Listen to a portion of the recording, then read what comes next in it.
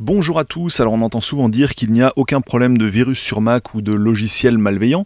Et bien là je vous en ai fait une petite collection. Alors on commence ici par Mac Autofixer, un faux logiciel d'optimisation qui vous propose des tas d'optimisation, de sécurité, de nettoyage, etc. Alors qu'en réalité c'est ce logiciel justement qui fait ramer votre Mac. Et en gros si vous payez, votre Mac sera peut-être un peu plus accéléré. Mais le logiciel est à la fois le problème et la solution.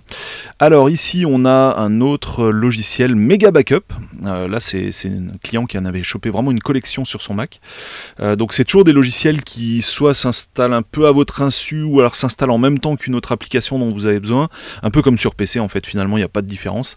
Et là pareil à la clé on va ramasser un gros ralentissement du Mac. Ici on en a un autre, Similar Photo Cleaner, donc ça c'est pareil, c'est une cochonnerie à enlever. Et puis on va passer au petit dernier qu'on va voir dans quelques instants. Ici on a donc un autre logiciel, alors là c'est MacKeeper, celui-là est peut-être plus légitime, je sais pas, mais en gros c'est quand même quelque chose qui avait été installé sans que la personne vraiment se rende compte de ce qu'elle ait fait. Et je suis pas convaincu de l'utilité de la chose. En tout cas, bon, le logiciel est payant. Là, sur MacKeeper, j'ai un léger doute en fait. Mais sur tous les logiciels précédents que je vous ai montrés, là, clairement, c'est à supprimer. Et évidemment, comme sur PC, on s'en doute, c'est pas simple du tout à supprimer.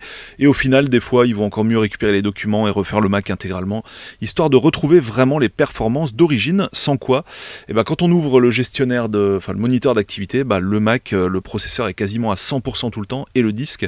Et ce sont des problèmes qui sont causés par ces faux utilitaires d'optimisation qui vous mettent votre Mac à genoux et du coup qui vous invitent à payer pour l'optimiser forcément.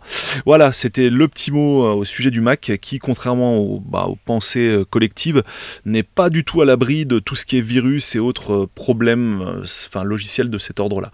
Voilà, salut à tous, à bientôt pour d'autres vidéos tuto. Bye.